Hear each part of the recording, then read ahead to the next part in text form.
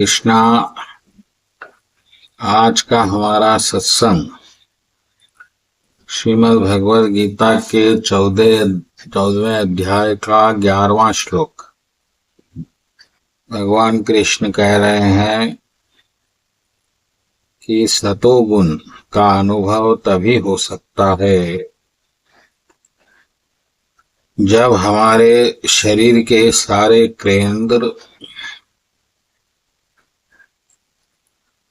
सारे जो शरीर के तत्व हैं वो ज्ञान द्वारा प्रकाशित हों। तो समझना कि आप सतोगुण में आ गए। इसी बात पर आज की हमारी सत्संग होगी।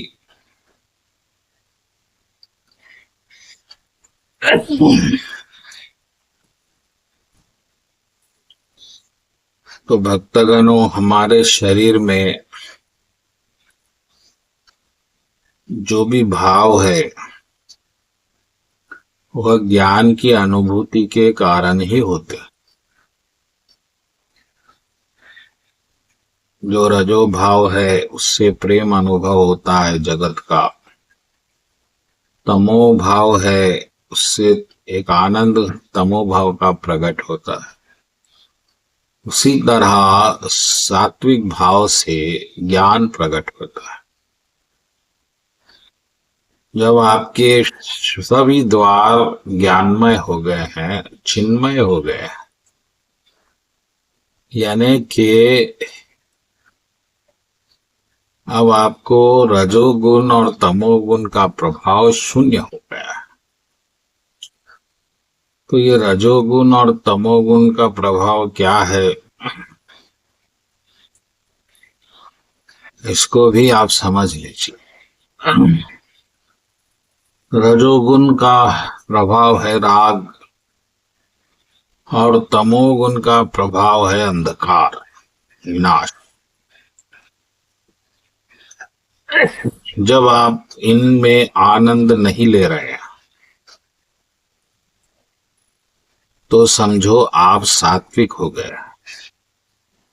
मन का धर्म राग है, उसे राग चाहिए, वह किसी न किसी से जुड़ेगा। तो उस मन के जुड़ने को रजोगुण कहा गया है। और तमोगुण का अर्थ है उसमें पूरी तरह से डूबेगा, इतना डूबेगा कि बिल्कुल निद्रा में आनंद लेगा, नशे में आनंद लेगा। ये तमोगुण। लेकिन जब आपको ज्ञान होगा कि ये जो राग है वह आपकी ही स्वतंत्रता का सबसे बड़ा शत्रु है, आपके ही प्रगति का सबसे बड़ा शत्रु है, आध्यात्मिक मार्ग का भी सबसे बड़ा शत्रु है, और इससे भी ऊंचा आत्मा की स्वतंत्रता का भी सबसे बड़ा शत्रु है, और इससे भी ऊपर भक्ति का भी, भगवान और भक्त की भक्ति का भी यह सबसे बड़ा शत्रु है। तो फिर आप इससे दूर रहेंगे, तमोगुण से भी दूर रहेंगे, स्वाभाविक है। तो अज्ञान के कारण ही रजोगुण और तमोगुण कार्य करते हैं। ज्ञान हो जाए तो सात्विक गुण अपने आप प्रकट हो जाता है, यानी कि ज्ञान ही सात्विक है और सात्विक गुण ही ज्ञान है। इस तरह से भी आप ले सकते। तो अगर आप ज्ञान में स्थिर हो चुके हैं और राग और तम आप पे प्रभाव नहीं कर रहे हैं, तो फिर आप सात्विक गुण में स्थित हो गए। और इसका एकमात्र प्रमाण भगवान कृष्ण बता रहे हैं कि सभी आपके शरीर के द्वार ज्ञान से पूर्ण है। यानी 9 द्वार बताए गए हमारे, तो 9 द्वारों में आप सक्षम है कि आपको क्या देखना चाहिए, आपको क्या सूंघना चाहिए, आपको क्या रस लेना चाहिए, आपको क्या श्रवण करना चाहिए, ये सब जो है आपको जब कथित रूप से ज्ञान हो जाएगा कि ये करना चाहिए और ये नहीं करना चाहिए स्वतः, तो समझो आप सतोगुण में आ गए। और यही आपके प्रगति का पथ है, चाहे भौतिक हो या आध्यात्मिक हो।